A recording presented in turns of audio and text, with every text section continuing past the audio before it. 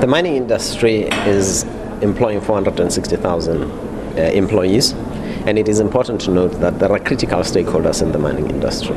Yes, we've got shareholders who invest their money, who want returns out of this industry. We have labor, we have employees who make sure that they provide us with labor, and it is important that therefore they are looked after as a stakeholder. We have communities within which we operate. We've got a broad range of other stakeholders who watch closely in terms of progress regarding this industry.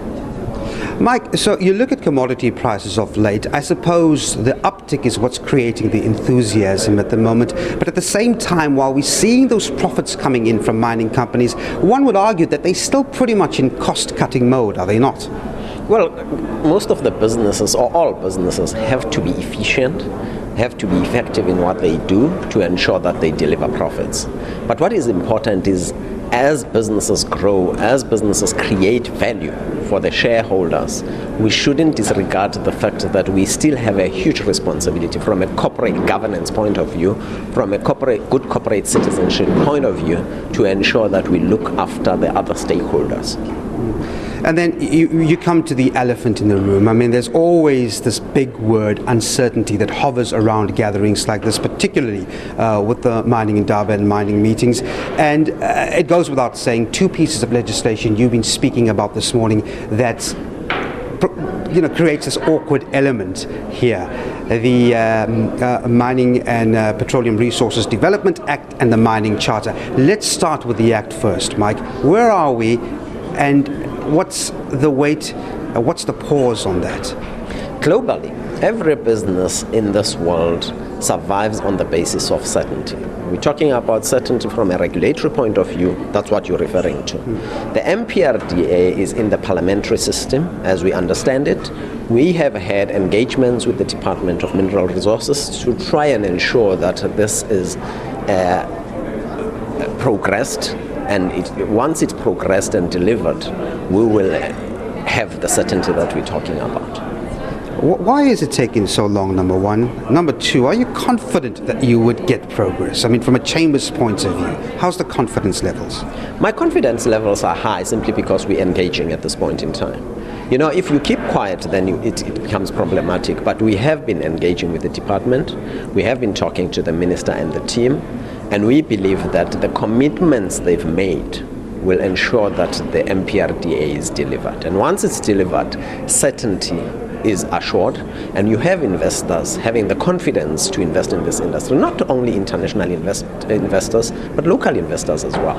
Yeah. Speaking to analysts yesterday, I mean, they were pretty straightforward in what they said regarding the Act. As far as the minister's discretion is concerned to issue licenses, they've pointed to countries where you have courts issuing those licenses. Educate me about that particular view.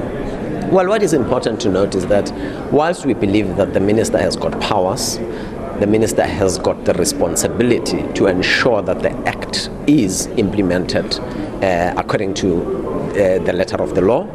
It is important to note that South Africa has got a strong rule of law. Therefore, our expectation is to ensure that our minister delivers to the commitments of what the Act says.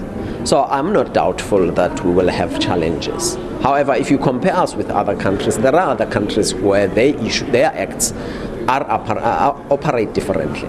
And compared to other countries, we have world-class legislation, but we need to ensure that it's fully implemented, it's fully understood, and at the end of the day, that then strengthens the regulatory environment. All right, the once empowered, always empowered rule. This is part of the mining charter. There's also a lot of unease and unhappiness there. The issue has been taken to court by the mines. It's back on the discussion table. Where are we with those discussions with government and the mines on that rule? And for the sake of viewers, this is about the 26% ownership and whether or not relinquishing that still gives you that empowerment status. Where are you with talks with government on that? We have mentioned over the these months, and yesterday the discussion continued that we are in discussion with the government. We are discussing that, and we believe there will be progress that will be made. However, there's nothing wrong taking issues to court. You know, the world is like that. Litigation is an option for quite a number of, but we don't prefer it. We would like to discuss. So at this point in time, between us and the DMR, we're discussing. We're having discussions to try and find a solution. Mike, the other thing is 2016 saw a lot of students knocking on the chamber doors saying that the mines have to play their fair share with regards to tertiary education and development in that regard. The pressure's heating up, is it not?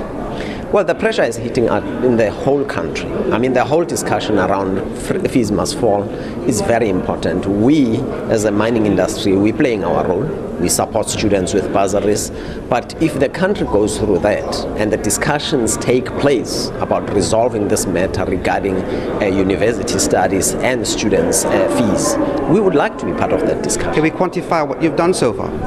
Well, we support quite a number of students. Different mining houses support different students, and the Mining Qualifications Authority supports different students. So we have to aggregate that number and give it to you. Okay. Just finally, Mike, the Section 54, it's another big topic. And again, for the sake of our viewers, stopping mining operations when there's one incident in a particular part of the mine. We've seen talk of some companies saying that inspectors owe them something in the figure of 26 million rand for losses. What is the stand really when it comes to mine stoppages due to safety? Where do you stand on that? You know, I am a proponent. I support zero harm. The mining industry has got the Mine Health and Safety Council.